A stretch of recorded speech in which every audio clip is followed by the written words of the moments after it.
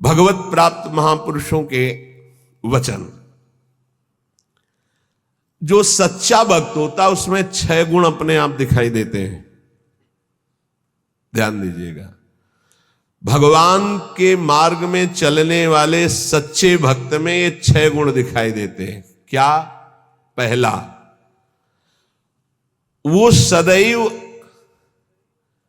परहित में ही रत होता है, स्वसुख वांछा उसमें नहीं होती, उसका मन और इंद्रियां उसके अधीन होती।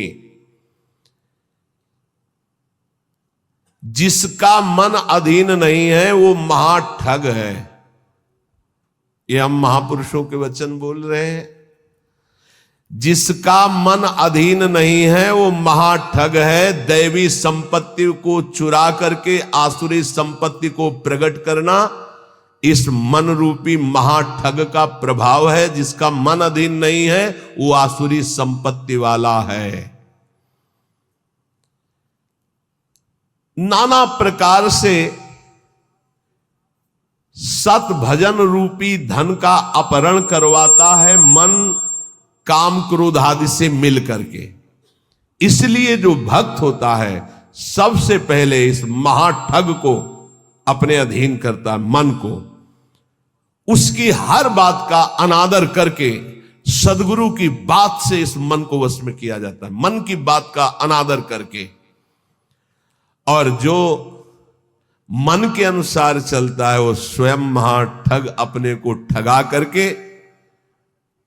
ऐसे कार्य करता है जिससे पछताना पड़े। तो भक्त का पहला लक्षण है मन विजयी, स्वसुख वांछा का त्यागी, पहला लक्षण है इसमें जो वर्णन कर रहे हैं। दूसरा है भक्त मृत्यु विजयी होता है। मन विजयी, इंद्रिय विजयी, और दूसरा मृत्यु विजयी। वो हर समय सच्चिदानंद भगवान के चिंतन में इतना निमग्न रहता है कि उसके अंदर से मृत्यु का भय खत्म हो जाता है, मरने का भय खत्म हो जाता है। मन और इंद्रियां अधीन और मृत्यु के भय से मुक्त, भक्त का लक्षण। जिए काल बस ना परे, समुझ जियाए शरण ते डरत ना काल डर, शुद्ध भक्त का लक्षण। तीसरा, सदैव गुरुदेव और भगवान के अनुकूल ही कार्य करने वाला, जिससे गुरुदेव की आज्ञा पालन और भगवान की प्रसन्नता हो, उसके अलावा कोई भी अन्य कार्य उस भक्त के द्वारा नहीं हो सकते। अर्थात तस्मात् शास्त्रम प्रमाणम ते कार्याकार्यो व्यवस्थित हो। उसके आचरण साधुता के अनुकूल, गुरु के अनुकूल, शास्त्र के अनुकूल, भगवान के अनुकूल। श्री कृष्ण अनुकूलेन प्रतिकूलस्य वर्जनम, प्रतिकूलस्य वर्जन, प्रतिकूल को त्याग दिया, विसर्जनम पूर्ण रूप से त्याग दिया। पहला है मन और इंद्रियों को वश में करने वाला। अगर मन और इंद्रियों को वश में नहीं किया तो महाठग होगा, क्योंकि मन बहुत ठगी है। वो सारी देवी संपदा को चुरा कर आसुरी संपदा प्रकाशित करता है, इसलिए उसका स्वभाव ठगी हो जाएगा। जो मन और इंद्रियों को वश में नहीं किया, ठगी का मतलब पाखंड, बाहर से बड़ा और अंदर से पोला, अंदर से वही काम क्रोध लोभ मोह मद की प्रवृत्तियां, वही धन, वही भोग वासनाएं। बाना कुछ और है और आचरण कुछ और है। दूसरा है मृत्यु पर विजय प्राप्त की, मृत्यु के भय का नाश हो गया, वही भक्त है। पहला लक्षण शरणागति में आता है निर्भय, मृत्यु का भी भय खत्म हो गया है। तो जो साधक है वो चल रहा है, लेकिन वो मृत्यु से थोड़ी डरता है, वो तो चल रहा है प्रभु की तरफ। और जो प्रभु का भक्त हो चुका है उसके अंदर मृत्यु का भय कैसे होगा। तीसरा, भूल न दे कुमारक पाऊं, गुरु और इष्ट के प्रतिकूल आचरण बन ही नहीं सकता भक्त के द्वारा। वो सदैव गुरुदेव की आज्ञा और इष्ट देव की प्रसन्नता पर ध्यान रखकर कार्य करता है। चौथा, सदैव देखता रहता है कि मेरे गुरुदेव, मेरे इष्ट देव मुझे देख रहे हैं। मैं जो भी आचरण कर रहा हूं मेरे गुरुदेव देख रहे हैं, मेरे इष्ट देव देख रहे हैं। एक शिष्य बनने के लिए 2 लोग गए। गुरु ने दोनों को तरबूजे दिए, कहा एक तुम जाओ ऐसी जगह से अमनिया करो जहां कोई देख ना रहा हो, ऐसी जगह जाके काटो जहां कोई देख ना रहा हो। एक आए थोड़ी देर में काट के बैठ गए, बोले उसको भी आ जाने दो। शाम तक घुमा, लौट के ऐसे ही पूरा रख दिया, जिससे अमनिया की हुई बैठे थे उनसे पूछा कि तुम बहुत जल्दी आ गए अमनिया करके, कहाँ? बोले प्रभु एक ऐसे एकांत स्थल में गया, आसपास देखा कोई नहीं था, चिड़िया भी नहीं थी, वहां से काट के ले आए। अच्छा आप क्यों नहीं शाम तक घूमते रहे? बोले प्रभु मुझे कोई ऐसा स्थान नहीं दिखाई दिया जहां आप न हो। आपने कहा था कोई न हो, तो मुझे कोई ऐसा स्थान नहीं दिखाई दिया, क्योंकि अखंड मंडलाकारम व्याप्तम इन चराचरम, आप चर अचर में व्याप्त मेरे गुरुदेव हैं, मेरे गुरुदेव देख रहे हैं, इसलिए आपने कहा था कोई ना देख रहा हो, तो प्रभु हर समय आप मुझे दिखाई दे रहे थे, इसलिए मैंने काटा। जो काट लिए थे उनसे कहा कि तुम तरबूज पाओ और निकल लो, तुम्हारी दीक्षा नहीं होगी। और जो नहीं काटे थे उनसे कहा तुम दीक्षा के अधिकारी हो। ये चौथा, जो हर समय ये देख रहा है कि मेरे गुरुदेव मुझे देख रहे हैं, मेरे इष्ट देव मुझे देख रहे हैं, मैं जो भी आचरण कर रहा हूं मेरे गुरुदेव देख रहे हैं। 5वां, ये भक्त का लक्षण, अपने परिवार से तनिक भी मोह ना होना। भगवत, चाहे गृहस्थ हो चाहे विरक्त, भगवत भाव होना, मोह ना होना। मोह गए बिनु राम पद होई न दृढ़ अनुराग। भगवान की ही तरफ हर वृत्ति, सब में भगवत भाव, मोह किसी से नहीं। और 6वां, महान दुख विपत्ति को आदर पूर्वक मुस्कुरा कर सहना। समझ में आ रहा? ये हैं भक्त के लक्षण। महान दुख, जो गुरु भक्त होता है उसमें दया, नम्रता, साधुओं से प्रेम, दंभ शून्यता, असंगता, निष्कामता, तीव्र वैराग्य, शांति, एकांतवास, केवल भगवान से संबंध, ये 10 बातें जागृत हो जाती हैं जो ये गुरु की शरणागति लेकर के आराधना करता है। सज्जन, साधुजन, भक्तजन उसे ही कहते हैं जो किसी भी माता बहन में काम भाव न देखे, जो किसी से धन लेने की चाह न करे, जो दूसरे के दुख को देखकर स्वयं दुखी हो जाए, और जो हर समय ईश्वर को अपने सामने रखता है, उसे कहते हैं साधु। उसे साधु कहते हैं, चाहे वो गृहस्थ हो चाहे विरक्त हो। फिर किसी भी स्त्री की तरफ काम भाव न करना, दूसरे के धन लेने की भावना का त्याग करना, दूसरे को दुखी देखकर स्वयं दुखी हो जाना, और हर समय ईश्वर के सानिध्य का अनुभव करना। सर्वत्र भगवान है तो यहां भी भगवान है, सबके भगवान है तो मेरे भी भगवान है, सब समय भगवान है तो इस समय भी भगवान है, सबको देख रहे हैं तो मेरे को भी देख रहे हैं। श्री भगवान का अखंड स्मरण, सब में समता का व्यवहार, संतों में विशेष भाव, नम्रता और प्राणी मात्र में भगवत भाव, ये स्वाभाविक भक्त के अंदर आने लगते हैं। जो विषयों का संग्रह, भोगों का चिंतन, दूसरे शरीरों का आकर्षण भोग वासना से, और रुपया पैसा की प्रियता, वो महामूर्ख है, वो भगवान का भक्त नहीं हो सकता। महामूर्ख इसलिए कि मूर्ख उसे कहते हैं जो कबाड़ बटोरता है, बुद्धिमान उसे कहते हैं जो कीमती वस्तु लेता है। कीमती वस्तु हरि नाम में भगवान को छोड़कर कबाड़ बटोर रहा है। भेष बहुत अच्छे व्यापारी का है और कबाड़ बटोर रहा है। भेषधारी हरि के उर सालें, भगवत ऋषि जी ने कहा है। जब तुम्हारे सामने धर्म और भजन की बात आवे तो उसे कल के लिए मत टालिए, तुरंत उसे स्वीकार कीजिए। और जब पाप की बात आवे तो तुरंत कल के लिए टाल दीजिए, उसको लंबा टाल दीजिए। शायद अभी बुद्धि ठीक नहीं है, उसको लंबा टाल दीजिए। लेकिन धर्म और भजन और सेवा की बात जब आवे तो उसे कल के लिए मत टालिए। अभी काल करे सो आज कर, आज करे सो आप पल के में परलय होएगी, बहुर करेगो कब। भोजन की चिंता का तनिक भी भाव भक्त के हृदय में नहीं होता, भोजन कहां मिलेगा। दूसरा, अर्थ की व्यवस्था से जीवन यापन करने का स्वभाव भक्त का नहीं होता। तीसरा, भयानक रोग आने पर मस्ती में कोई फर्क ना पड़े।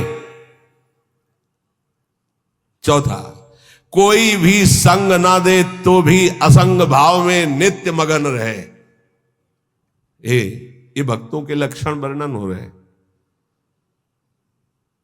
भोजन की चिंता का त्याग, धन की व्यवस्था से जीने की भावना का त्याग, भारी रोग की स्थिति में मस्ती में कोई फर्क ना आवे भक्त का लक्षण, और किसी के भी संग में उसकी कोई रुचि नहीं है, असंगता का उसको सुख है। जो संतों में लक्षण, तो श्वान के 10 लक्षण महान संतों में पाए जाते हैं, ये लिखी है इसमें बात। और वो बात हमको बचपन में बताई थी, इसीलिए जो आप लोग सुनते हैं सब संतों की जूठन है, महापुरुषों के अनुभव, जो छाती का अनुभव सब मिलाकर तभी आपको जो कुछ भी वो तभी अनुभव में आता है। उन्होंने उनके श्रीमुख से, जो ये तो अभी तो बताएंगे, उनके श्रीमुख से बेटा बोले पहला लक्षण। एक बार मैं भिक्षा मांगने गया तो जिसके दरवाजे पे गया तो उसने कहा रुको, रुक गए। क्यों रुके? चल भाग यहां से। मैं चल दिया। ए स्वामी जी रुको रुको रुको, आ जाओ। फिर गए। बोले 7 बार बेटा उसने दबकाया, 7 बार भगाया, 7 बार मैं वापस गया, 8वीं बार उसने भिक्षा दी। ठीक बोले, कुत्ते का ऐसा ही स्वभाव होता है। ऐसे करके रोटी डालो, डंडा मारो, फिर चलो, फिर कुछ करो, फिर आ जाएगा। उसको माना अपमान का किंचन मात्र ध्यान नहीं रहता। ऐसे ही महान संतों का स्वभाव होता है। एक स्वभाव कि आप ऐसे करो, फिर तो एक बार देखेगा, फिर लौट के आएगा, फिर आप डंडा हुआ, फिर दबका दो, फिर वो जय बार करोगे तय बार वापस। उसे माना अपमान का बोध नहीं होता। श्वान के ये 10 लक्षण महान संतों में पाए जाते हैं। वो अपनी भूख मिटाने के लिए माना अपमान का ध्यान नहीं करता भिक्षान्न के द्वारा। इसमें केवल इतना संकेत विस्तृत से उन्होंने बताया था। दूसरा, बोले बेटा जब बंदर सर्प को पकड़ लेता है, बोले तुमने देखा नहीं होगा, मैंने देखा, ऐसे वो फण पकड़ता है, पेड़ में ऐसे रगड़ता है, फिर कान में लगाता है। अगर वो सूंघ हुआ जरा सा, फिर रगड़ता है उसको। बोले उसके मरने पर भी 100 बार रगड़ता है उसको। बोले मैंने देखा। बोले दूसरा लक्षण संत का है कि वो अपने मन को ऐसे रगड़े जैसे बंदर सांप को रगड़ के मारता, मारने के बाद भी 100 बार रगड़ता है। मरे हुए मन में ही भगवदानंद की उत्पत्ति होती है। पुराने संतों के जो वचन है वो बहुत गूढ़ होते हैं, उनका अर्थ पूरे जीवन भर निकलता रहता है। मन को जिसने मार लिया वही महात्मा, मन को जिसने चेला बना लिया वही जगत गुरु, मन को जिसने परमात्मा स्वरूप कर लिया वही जीवन मुक्त महापुरुष हो गया। सारा खेल इस मन के ऊपर है। तो कह रहे पहला कि भूख मिटाने के लिए माना अपमान का बोध न रखना, जो भी बताया। दूसरा, जैसे श्वान का कोई पर्सनल घर नहीं होता है, पर्सनल घर दरवाजे पे भी पड़ा रहता है। अच्छा, जहां मिला वहां पा लिया, दरवाजे पे पड़ा है।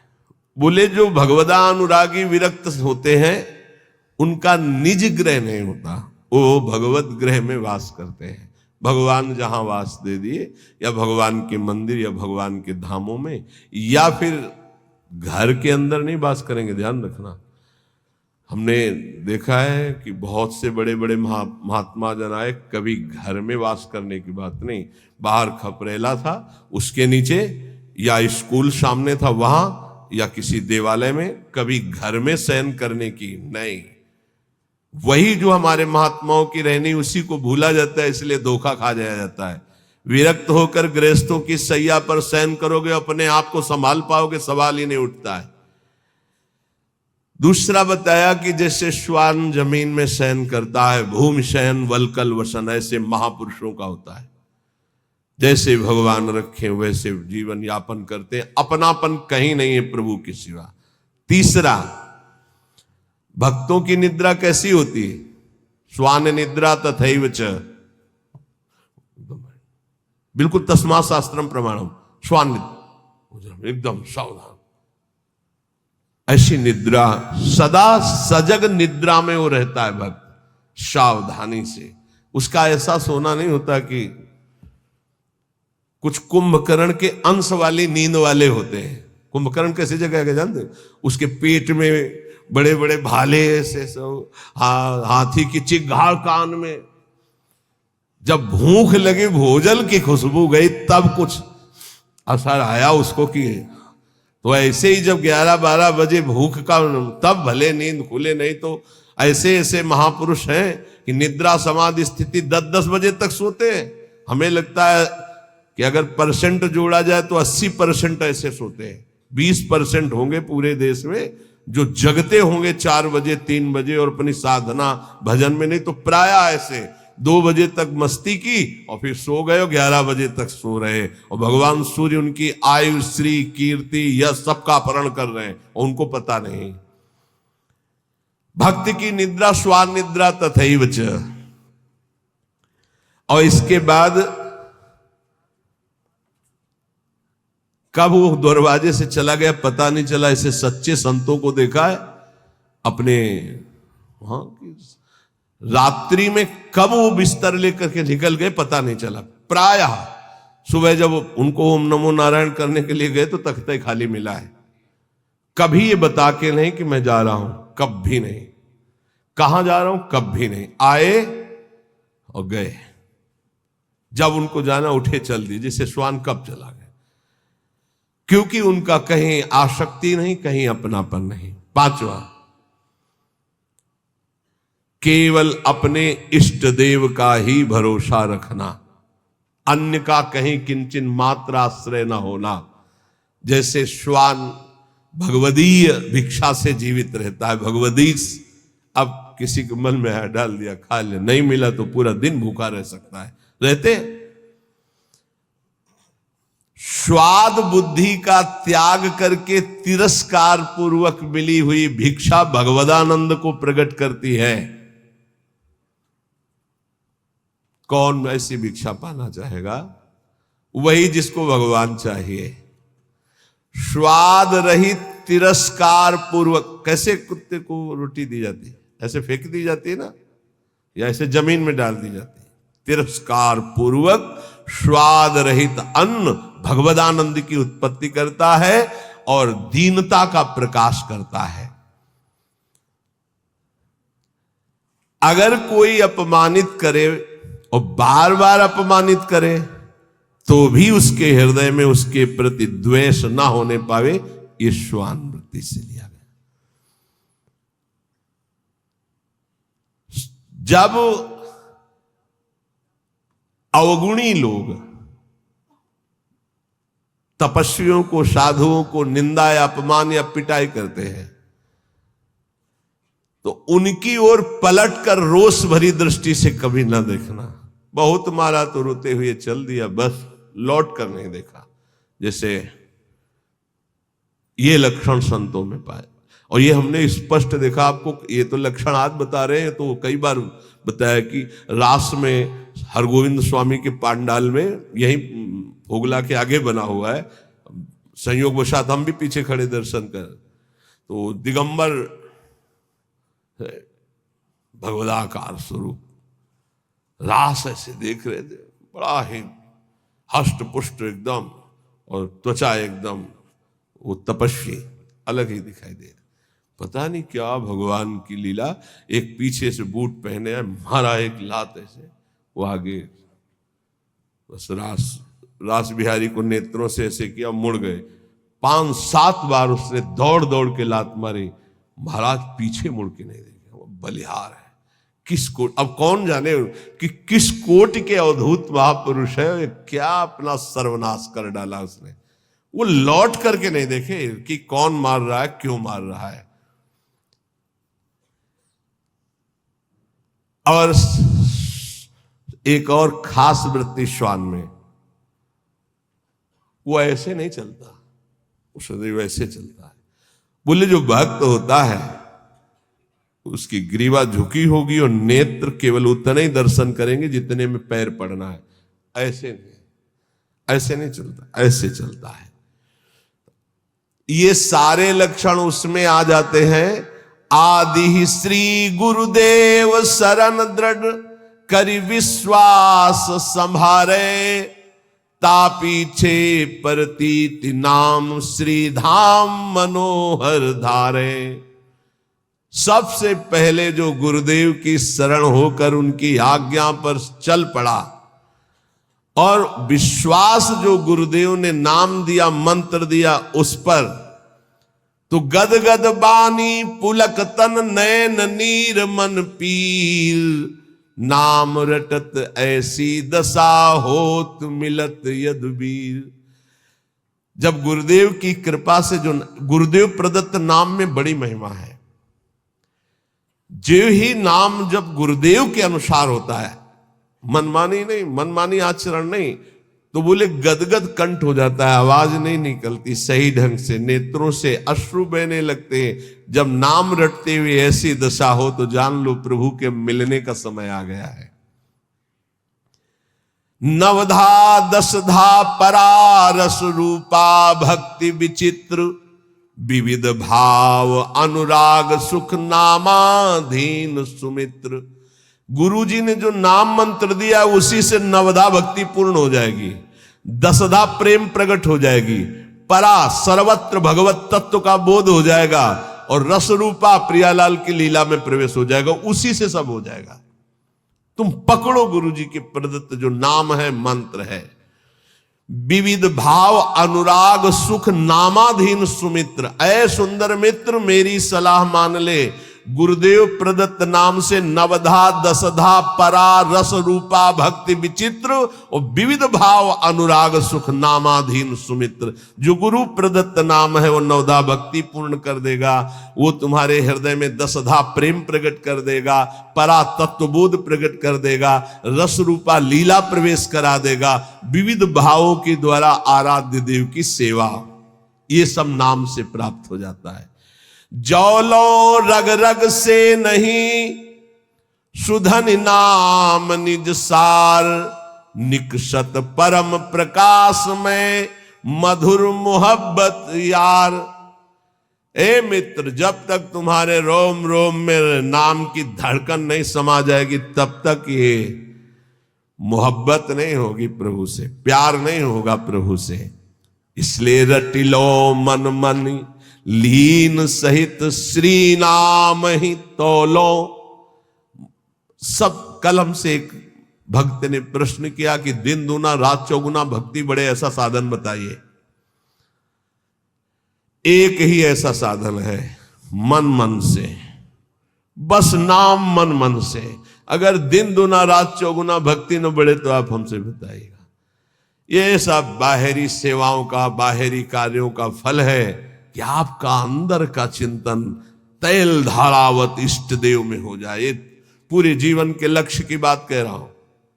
हमारी गुरुदेव भगवान के प्रदत्त यही बचपन से निष्ठा बन गई थी कि एक भी श्वास खाली नहीं जानी चाहिए। बस ये अहोभाग्य कि हमें गुरुदेव भगवान ने बचपन में ही ये सूत्र डाल दिया था, एक भी श्वास सुमिरन के बिना जाए तो धिक्कार तुम्हारे जीवन को।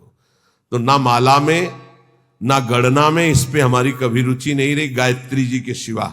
गायत्री अनुष्ठान के लिए जो नियम दिया गया था उसमें गणना थी कि उसका पुरस्चरण पूरा करने के लिए इतने माला, इतने घंटे, वो छोड़कर इसके अलावा कभी गणना में नहीं बुद्धि रही, श्वास पे बुद्धि रही। बोले जब मन और मन दो मन है, एक है जो असत मार्ग में जाता है और एक है जो सत मार्ग में। वही मन जलता है कि मैंने ऐसे क्यों किया, और वही मन करवाता है।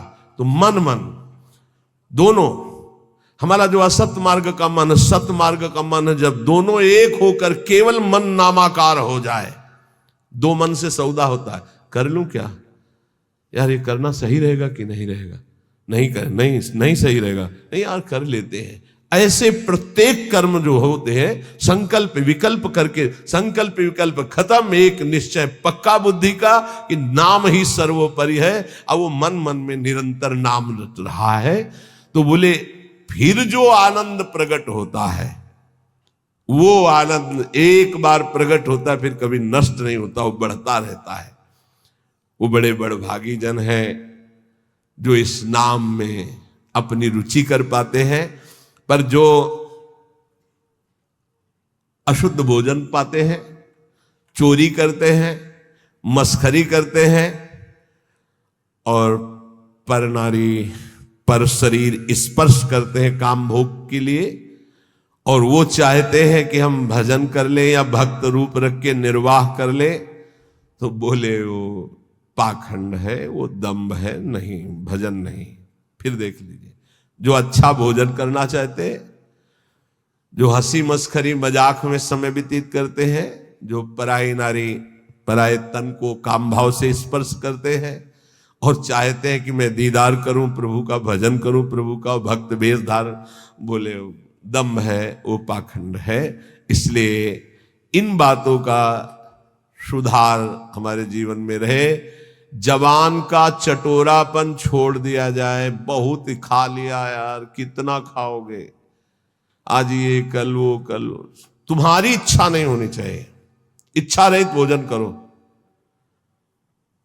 देखो ये बात बैठा लीजिए, बहुत जरूरी है। इच्छा रहित, इच्छा क्या है तुमसे खुद पूछा जाए तो तुम्हारे हृदय में ढूंढने पर इच्छा ना निकले, आज क्या बनना चाहिए, तो आपके हृदय में ही नहीं आना चाहिए कि क्या बनना चाहिए, ये नहीं होना चाहिए। तो ये चटूरापन गया, मस्खरी हंसी मजाक है। नारायण हरि भजन में पांचों सुहात विषय भोग, निद्रा, हंसी, जगत प्रीति, बहुबात। कुछ साधकों का स्वभाव होता है चुटकी लेना, मजाक करना, विनोद करना। हमें लगता है सुधार करना चाहिए इस पर। उदासीन गंभीर स्वभाव किसी भी शरीर को काम भाव से स्पर्श न करे। देखो अलग अलग होता है, वो अंदर का भाव होता है। बच्चों को, बच्चियों को या किसी भी शरीर को अगर आपको शुद्ध भजन में चलना है तो एक, फिर हम वहीं आ गए मोबाइल में। कल एक बच्चा बहुत विकल होके रो के सभा में कह रहा था ऐसे, हम कहा नाम जप करो बच्चा, इससे ठीक हो जाए। बोले कुछ नहीं रह गया उपाय, गुस्सा आ रहा है फिर तुम्हारे ऊपर। बताएं तुम्हें क्यों उपाय नहीं रह गया, तुम गंदी बातें देखते हो ना मोबाइल में। बोले जी। गंदी क्रिया करते हो ना जी। अगर आप, यहां तो शास्त्र में लिखा है स्पर्श मत कीजिए काम भाव से किसी भी शरीर को, चाहे पुरुष शरीर हो, चाहे स्त्री शरीर, चाहे बच्चा, किसी को भी। वैसे तो ऐसे क्यों स्पर्श करो किसी को, पर अगर कभी तो किसी को उठाने के लिए, गिराने के लिए क्यों स्पर्श करो, काम भाव ऐसे नहीं। अगर आप मोबाइल रखते हो तो भैया बचना, बहुत खतरनाक है और बहुत अच्छा है। दोनों बात, अच्छा है कि सत्संग सुन के आप सुधार कर सकते हो। बुरा इतना है कि सबसे ज्यादा खतरनाक ये है, नवीन अवस्था में जिस प्रपंच से बचने के लिए हम एकांत सेवन करते हैं, उसी एकांत में सिटकिनी बंद करके ये मोबाइल से जो आजकल देखने का गलत, ये बहुत बड़ा संस्कारहीनता